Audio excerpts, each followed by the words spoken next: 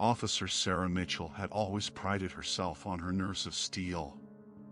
Serving as a police officer in the quiet town of Willowbrook for the past 5 years had taught her to handle the occasional domestic dispute or petty theft with ease. But one ominous October night would push her far beyond her limits. It was a chilly evening, the fog weaving eerie tendrils through the streets of Willowbrook. Sarah was on her usual night shift with her partner, Officer Mike Reynolds. The town had always felt cozy and safe, but that night was different. Their radios crackled to life, interrupting the monotony of their patrol. Dispatch relayed an urgent call. All units, possible disturbance at the abandoned Fairview Asylum. Approach with caution.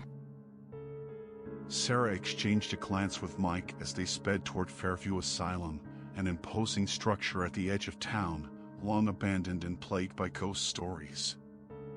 It was the kind of place that made the bravest officers uneasy.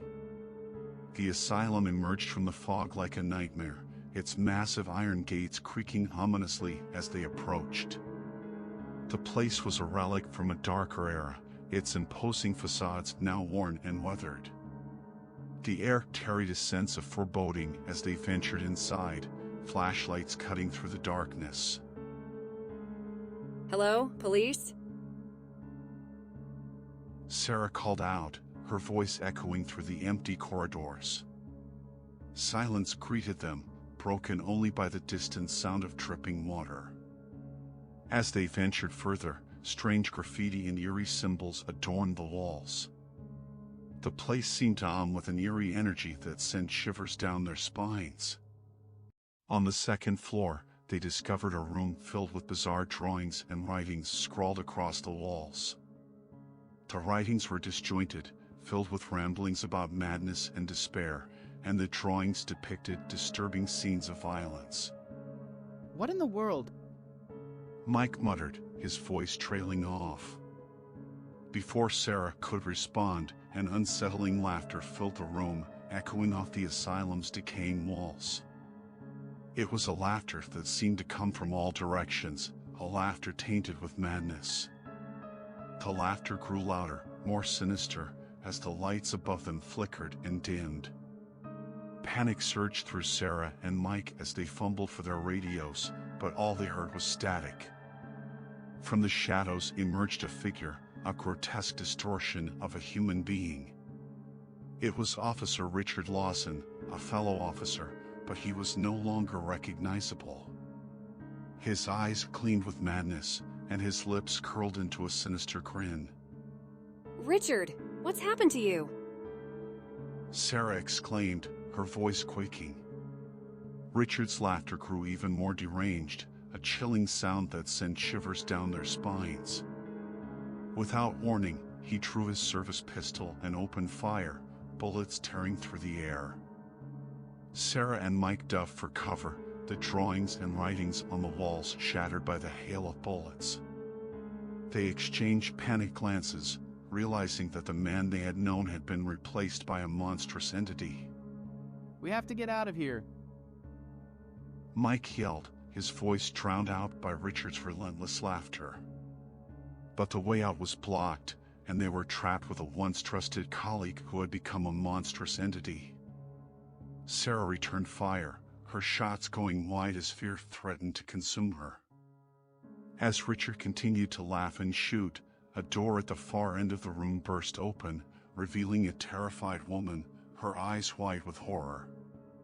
It was she who had made the frantic radio call. Without hesitation, she bolted for the door, narrowly avoiding Richard's gunfire as she sprinted into the darkness. Sarah and Mike exchanged another glance and followed, their hearts pounding as they fled into the inky night. The woods that surrounded Fairview Asylum were dense and disorienting, the moonlight offering little guidance as they pursued the woman's desperate cries. Their flashlights cut through the darkness, illuminating gnarled branches and looming shadows. We need to find a way to stop him. Sarah panted. To break whatever curse has taken hold. Mike nodded, his voice trembling. But how? How do we fight something like that? Their pursuit led them to a clearing bathed in an eerie, pale light, where a tall, gnarled tree stood at the center. The tree's roots seemed to dig deep into the earth, as if tethering it to something ancient and malevolent. In the clearing, the woman, whose name they later learned was Emily, turned to face them, her eyes filled with desperation. "We have to find the source of this curse, the heart of the darkness." Sarah and Mike exchanged a determined look. They had to put an end to this nightmare, to free their fellow officer from the malevolent force that had consumed him. Guided by Emily's knowledge of the asylum's history, they ventured deeper into the woods, searching for any clues that might lead them to the source of the curse. After what felt like an eternity, they stumbled upon a long-forgotten cemetery hidden in the woods. The tombstones were weathered and overgrown with moss, bearing names and dates that were faded with time. At the center of the cemetery stood a mausoleum, its doors adorned with strange, cryptic symbols. Emily's voice quivered as she pointed to the mausoleum. "That's it. That's where it all began." The mausoleum's doors creaked open with a heavy, ominous groan, revealing a pitch-black darkness within. With trepidation, they entered, their flashlights revealing a chamber filled with ancient texts and arcane symbols etched into the walls. As they examined the chamber, a sinister laughter filled the air once more, sending chills down their spines. Richard's distorted figure materialized before them, his eyes filled with madness. "You thought you could escape me?" he hissed, his voice a chilling distortion. Mike raised his gun, his hands trembling. Richard, we have to stop this. We have to break the curse. With unnatural speed, Richard lunged, knocking the gun from Mike's hand and sending him sprawling to the ground. Sarah and Emily scrambled to their feet, their hearts pounding as they backed away. Richard's laughter grew more frenzied, a maddening cacophony that filled the mausoleum. Sarah, her back against the wall, felt desperation closing in. She reached into her pocket and pulled out a small vial containing a mysterious substance.